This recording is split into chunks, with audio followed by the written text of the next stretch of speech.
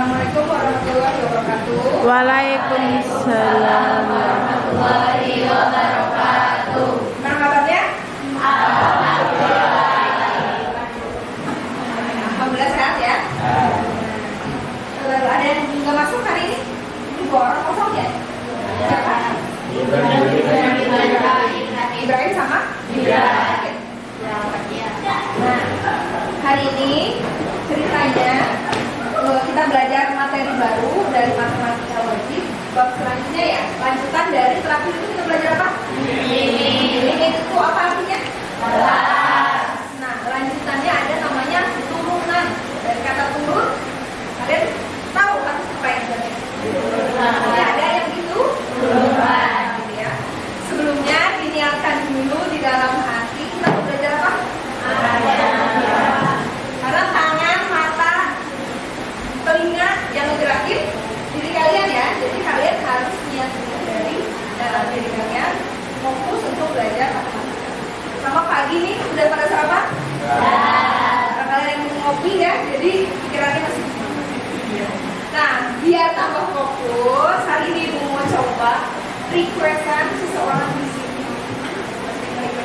Request katanya, Ibu gimana kalau matematika ada yel-yel juga? Ada yang ngerasa request gitu? Kakak ya, ada yang request gitu. Oh bisa juga ya, biar tambah semangat dan tambah fokus ya. Bukan sini yel-yelnya nanti ngikutin ya. Pertama, karena ini masih pagi, Ibu tanya, pagi. Jawabannya? Pagi. Pagi aja. Ya. Terus, Ibu tanya, matematika? Siapa takut?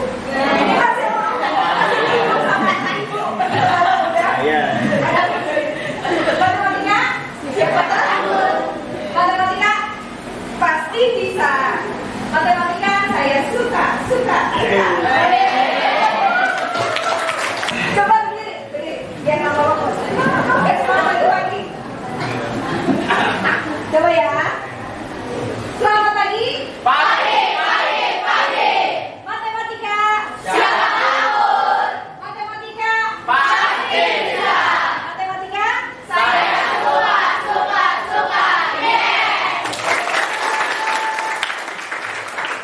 Ya, sekarang ya. Sebentar. Happy. Yang pertama harus happy dulu ya. Dan kalau kamu mulai belajar itu harus happy. Ya masuk. Nah, sebelum masuk materi, tadi aplikasinya dulu ya.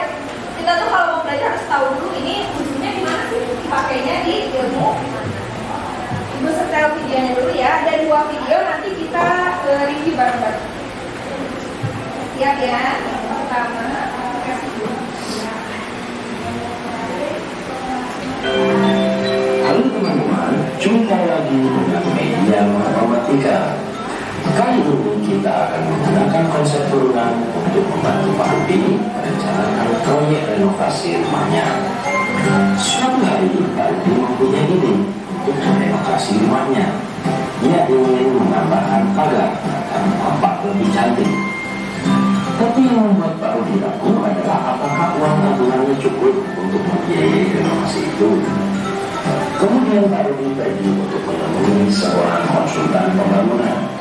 Konsultan itu bisa menghitung semua kebutuhan untuk renovasi sesuai yang Pak Rudi harapkan. Dia menghitung biaya untuk material, pemasukan, dan lain-lain.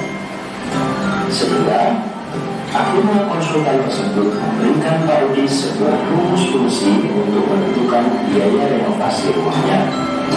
F adalah fungsi biaya renovasi dalam juta rupiah, dengan X adalah banyaknya tukang bangunan yang harus dipekerjakan. Dengan rumus fungsi itu, Pak Rudi bisa menghitung berapa biaya renovasi sehingga ketahuan apakah uang tabungannya cukup atau tidak. Menggunakan rumus fungsi itu, Pak Rudi menghitung biaya minimum yang dia keluarkan untuk renovasi.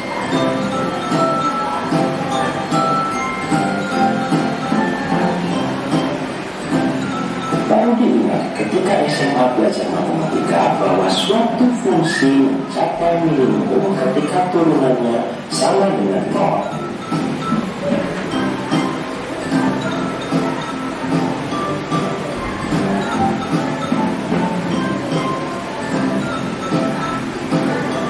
Lalu Andi melakukan perhitungan.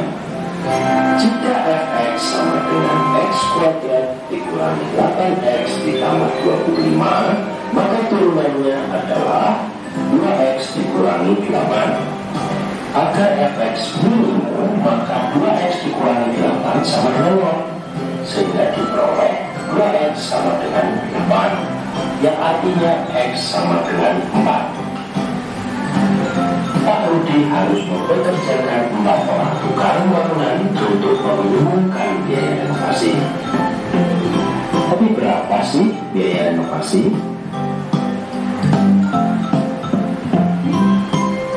Untuk 4 orang tukang bangunan, biaya renovasi diperoleh dengan mengganti nilai X dengan 4 pada rumus fungsi biaya. Untuk X sama dengan 4, nilai fx adalah 4 kuadrat dikurangi 8 kali 4 ditambah 25, sehingga fx sama dengan 9. Dengan demikian, Pak Rudi tahu bahwa dia harus menyiapkan uang sebesar 9 juta rupiah untuk merenovasi rumahnya. Mudah-mudahan uang tabungannya cukup ya. Yang konselor bagian bangunan biasanya kuliahnya apa? Teknik sipil. Nah, teknik sipil itu dia bisa memprediksi, harus bisa memprediksi gimana membangun suatu bangunan dengan biaya yang seminimal, dan bangunan itu banyak variabelnya ya, dari bahan sampai pekerja. Kebetulan ini variabelnya banyak pekerja. Untuk meminimalkan bangunan biaya, tapi bangunnya harus beres. Jangan biayanya kecil tapi bangunannya setengah-setengah ya. Nah, didapat dari turunan ternyata harus mempekerjakan berapa orang? 4. Ya. Nah, ini lebih banyak lagi aplikasi turunan di kehidupan sehari-hari. Untuk kasih video satu yang pendek, ini yang lebih lebih mungkin nanti dipakai kalian di kehidupan sehari-hari. Ini bagus videonya. Walaupun berbahasa Inggris, kita tonton dulu ya. The ordinary objects seen are stoplights, odometer, airplanes. These all have something similar. Guess what? It's the application of the calculus topic derivative. What does a derivative? Derivative is a function which gives the slope of the curve that is the slope of the line tangent. Within the next is the number of cupcakes you serve during the drilling, starting from 1, 2, 3, 4, until it reaches a bazillion million cupcakes. In the book, each of these cupcakes costs $10, which means a bazillion million cupcakes sold, a bazillion million dollars earned. However, as where the pilot in his book is someone's the only number, the answer is no. Maybe you were considering other factors like your milk is clean imported from a town far away, and what transportation costs a lot. Therefore, making milk cupcakes it costs you a lot as well. So let's look at the sales report again. As mentioned earlier, derivative defined as dy over dx is the equation which gives the slope of the curve with the tangent line. You want to compare the marginal cost of producing the 200th cupcake and the 300th cupcake in order to figure out how many cupcakes you should produce to bake. Remember that you're only selling a cupcake for only $10. So at this point, you didn't gain any profit. On the other hand, to produce a 300th cupcake will now cost around $38, which is $28 higher than the original price you saw your cupcakes. In this case, we didn't earn any profit. At the same time, all the spenders. Mereka itu punya hitungannya, oh hari kalau weekday harus produksi sekian, kalau weekend harus produksi sekian. Nah itulah kalau kalian sekolah bisnis itu sampai situ, tidak hanya oh beli bahan 5.000 dijual 10.000 untuk 5.000, nggak sesimpel itu ya kalau bisnis. Pakai turunan. Nah kalau kalian belajar bisnis dan manajemen itu kalian belajar kalkulus sedikit.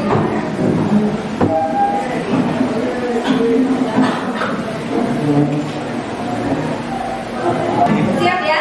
Jadi tadi dari turunan namanya bahasa Inggrisnya derivatif, atau kalau untuk kalkulus ngasih namanya diferent?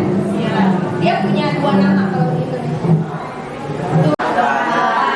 Nah, tiga. Oh, boleh gitu, boleh.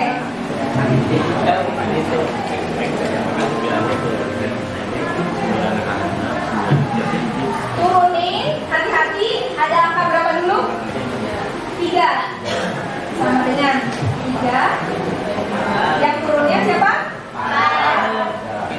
Ada yang kurang? Variabelnya hilang.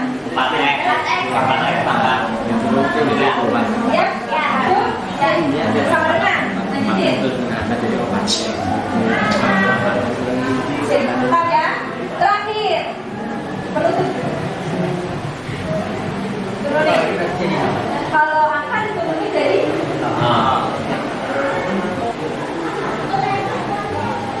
coba jelasin kan. Terakhir. Itu angkanya lumayan banyak ya. Jelasin ke temennya.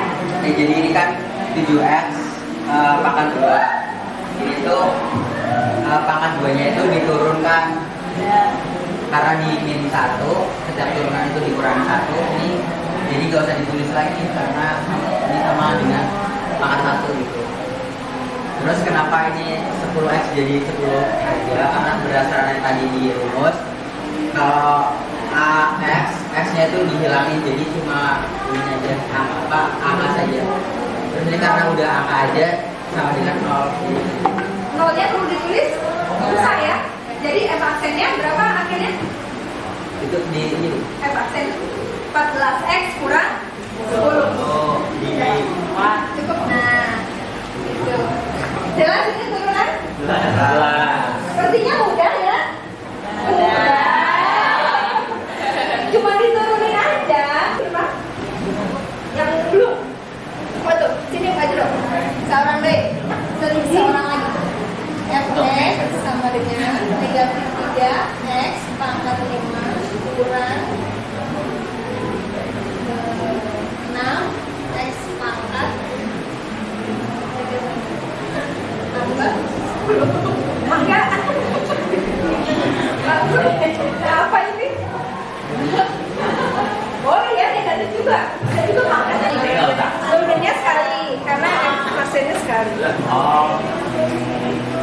Jadi yang udah Bu. Udah cukup. Nah, kelihatan ya? Yang ini nggak betul. Oh, yang ini oh iya jangan lupa lupa. Enggak. Kan tadi turunin dari 5. Jadi turunan itu bisa berkali-kali, nggak hanya sekali, bisa 2 kali. Berarti nanti F aksen 3 kali. Kalau di kampus gini, turunannya banyak. Kita bisa tahu ini turunan berapa gitu ya. Tapi kalau di SMA turunannya cuma sekali aja, dan diturunin terus ya. Nah, hati-hati ya, yang negatif tadi negatif 2 berubah jadi negatif 3. Sudah cukup sampai sini, masih ada pertanyaan? Itu udah dilanjutin kan, itu kan variabelnya sama ada pangkatnya. Nah, kenapa sih dia nggak boleh digabung gitu ya? Iya. Kenapa nggak boleh digabung? Ini tanya, kalau kalian ini pangkatnya berapa? 4. Ini pangkatnya? 3. Ini 3. Kalau ibu punyanya, contoh positif dulu ya, 2x pangkat 5 tambah 3x pangkat 4.